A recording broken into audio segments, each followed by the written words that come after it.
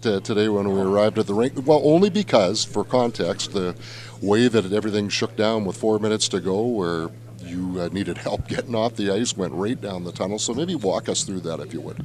Yeah, just took a shot on the inside of the knee, so just completely dead leg, and didn't have much much feeling in it, and it's just one of those things that just needed time to settle down. So luckily I had the day yesterday to just take it easy, ice it, and feels good today. Players know, though, when it's when you're hurt and then when you're injured. What was your thought process going through that? After I got hit, just get off the ice. Did you think hurt or injured? I figured just hurt, like just a block shot. I'm thinking get the heck off the ice because they're not doing much lying on the ground. So I don't know who it was, but somebody gave me a good push to get me to the bench and got me out of there. Yeah, just in terms of starting off with 8 in a row, and as well the significance of the evening for that guy between the pipes, number 37. Yeah, no, I mean, well, we know we have a big challenge tonight, an Anaheim team that's playing really good. They're a better team than they were last year. They're play, a very hard, structured game. They get on the forecheck. They're physical. They play direct. They got a lot of speed. So, we got to be sharp tonight. And this is a big game for us. Obviously, starting off this homestand. Just take it one game at a time, and deal with Anaheim, and hopefully put in a good effort tonight and get a win. And with Helly obviously approaching 300's amazing. Probably the best goalie in our lifetime or in my career playing. Hall of Famer, guy's gonna get his jersey retired. He's the best. So we're so lucky to have him, and he's just gonna continue to break records as he goes. Often you get 8 in a row at home. What can you potentially do with that? We're just gonna worry about tonight and deal with Anaheim. And go from there. I think everybody's. I think we're excited to be home and play in front of our fans. Maybe have a little bit more of a consistent schedule, know what's kind of come and go, and you kind of know what every day is going to look like. You're not going to get in at 1 or 2 o'clock in certain cities and fly, so that part of it's nice, and guys with families get to spend some time with them. Obviously a little biased, but that's nice for myself and my family. So we'll just worry about tonight and go from there. Are there some potential pitfalls too? Complacency or something like that, expecting it to be easier? Depends on how you want to look at it, I guess, right? We're going to worry about Anaheim tonight, and we'll go from there. In what ways do you perceive Connor to be perhaps even better this season than he was in his second Vezina Trophy-winning season last year? I don't know. Hard to say. I mean, maybe even the years he wasn't as statistically good. He's always been a top goalie. I think he makes a ton of saves that, maybe the normal goalie wouldn't make. Maybe in previous years we weren't as stingy, so maybe those goals went in a little bit more frequently.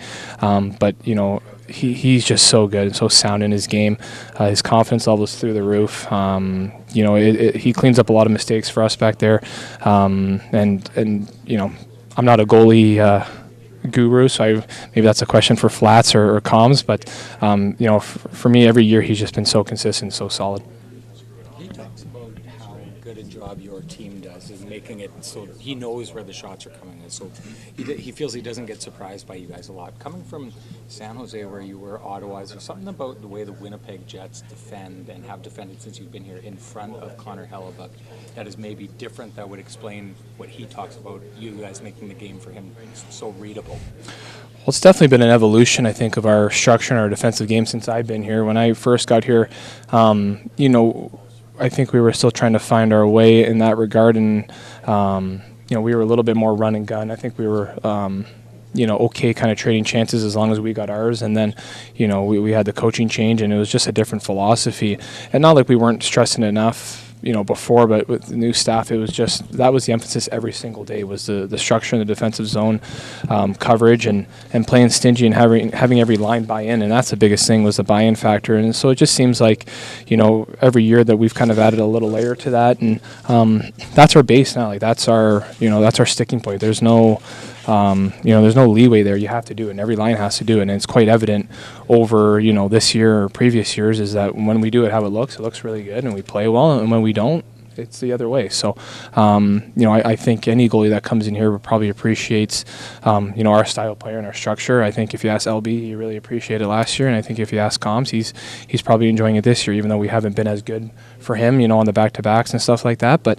I think anybody, and even as a defenseman, when our forwards are playing great structure, and everybody throughout the lineup it's a lot easier to play because it is predictable. You know where guys are, you know your role, you know your responsibility. So in turn, that makes it a lot easier and it makes it a lot more fun to play. Those layers that you're talking about, is one of them that you've added a compete level? Because I've seen you steal so many, when Connor is down and out, I've seen you steal so many pucks off the line. I've seen Pionk do the way that you guys battle. Is that one thing that you've seen get better over the time that you've been here?